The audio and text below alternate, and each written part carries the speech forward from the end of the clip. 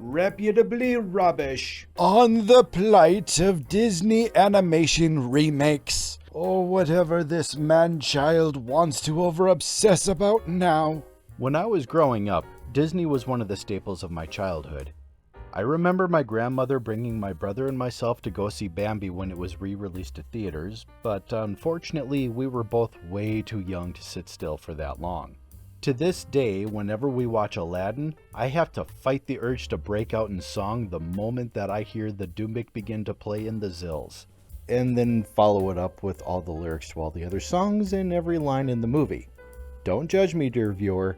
I know you're just as guilty as I am. So when Disney started creating so many remakes of these classic movies, I started to ask myself, why? Are they any good? Or are they all actually tainted because of our nostalgic memories? To further explore on whether or not these remakes should have been made, we need to put ourselves into the mind of the mouse.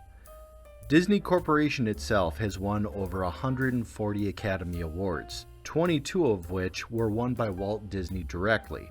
In 1992, Beauty and the Beast was the first animated feature to be nominated for Best Picture. Beauty and the Beast lost that category to none other than Hannibal Lecter in Silence of the Lambs. Side note, any movie can be nominated for Best Picture even if they're in a subcategory with the Academy Awards, as long as you're the best of the best. At the time of this recording, only 2 animated features have been nominated for Best Picture, Beauty and the Beast and Up, both of which were Disney projects.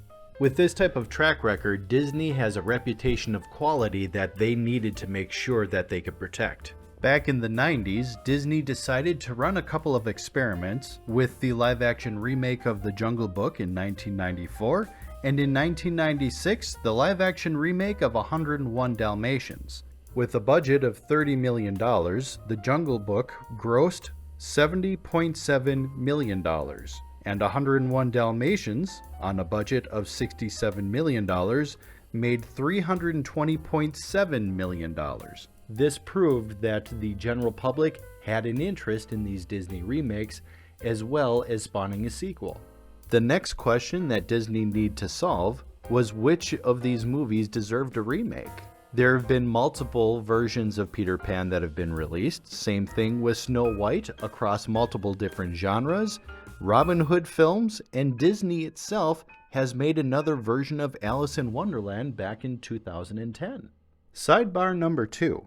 2010's Alice in Wonderland, directed by Tim Burton, is actually a sequel to the animated picture. This was actually addressed in the 2010 film itself. However, because they shared the exact same name, it's easy to see why so many people believe that it is a remake. For purposes of this video, it will be counted as a remake moving forward. Cinderella was chosen for the next live-action treatment.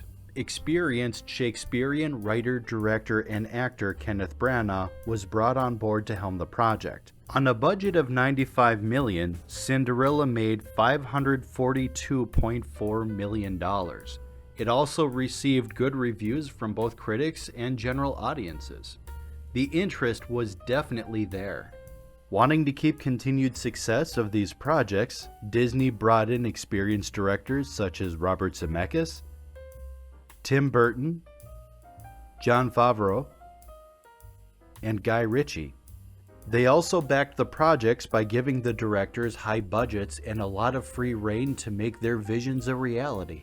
The biggest decision Disney made was to go back to the original music source and re-involve Academy Award winner Alan Menken, who worked on the original versions of The Little Mermaid, Aladdin, Beauty and the Beast, The Hunchback of Notre Dame, Pocahontas, Hercules, Tangled, and several other Disney projects. These remakes also give Disney a unique opportunity to update their films in regards to technology styles as well as casting choices. With all of its faults, The Lion King remake did push technology to new heights, as well as its treatment within the filmmaking industry. Yet another side note. While it's still considered to be live action, it has no live action elements whatsoever and is about as live action as Toy Story. From a casting standpoint, It only makes sense that individuals of Chinese, African, and Middle Eastern descent are cast for Mulan, Lion King, and Aladdin, respectively. There's no shortage of talented actors that are more than happy to fill these roles. It also increases representation for several communities that are severely underserved by Hollywood. Another side note, hopefully the last. I wonder how the upcoming Little Mermaid movie is going to handle the message that somebody has to change who they are fundamentally if they want to find happiness and love. Not exactly the best message. With the release of these projects, the critical and general audience receptions have been varied. Either the critics and audience goers are in full agreement, or there's a very wide separation between the two.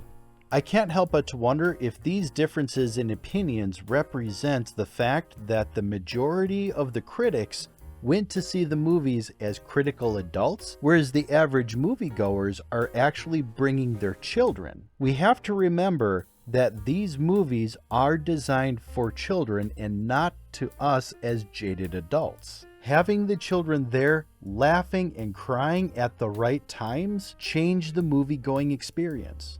Each of these remakes that have been released to theaters have been financial successes for Disney.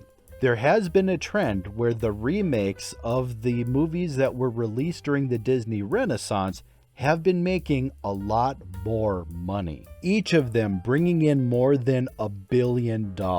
I believe that the increase of returns for these Renaissance remakes is due to the fact that these were the movies that most parents remember from when they were kids and going to see in the theater. So it only makes sense that those of us who grew up going to the theaters to see the Renaissance movies want to relive that experience with our own children today. I have seen all of the remakes and I've enjoyed the good portion of the majority of them, but it does lead me to wonder, if so many of the remakes are genuinely good, why haven't I gone back to see any of them?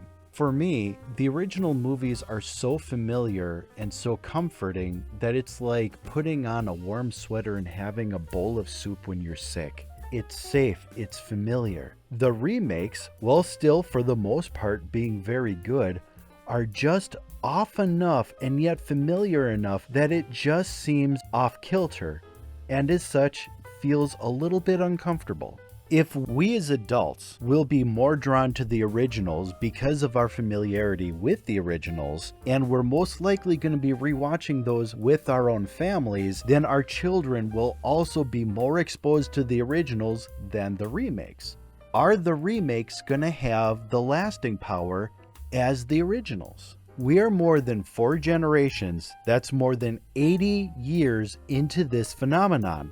In 1937, Snow White and the Seven Dwarfs was released, and yet to this very day, if any of us are asked to sing the lyrics to Hi Ho, we can, because that's how familiar these movies are to us. I was originally going to end this video with the statement that the originals were superior because of the staying power that they hold. But I've come to realize that that thought process is severely flawed. My nostalgic bias towards the originals really should not matter, because that view can easily devalue the experience to a great many people who find a lot of significance in the remakes. The Disney originals don't belong to any of us, but the originals and the remakes can be cultural milestones for all of us.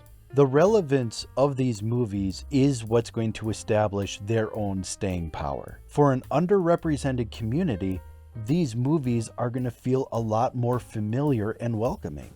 It's no secret that these movies are intended to make money as well as be able to entertain. But at the same time, because we view these so often when we're children, they do help us to develop. If a little girl realizes that her voice matters because she sees Jasmine through songs sticking up to Jafar, then good on you, Disney. It's moments like that that the cultural relevance will hold. Thank you for watching this talkie picture. Please leave a message down below, select the like picture, and subscribe to be a member of our community. Thank you.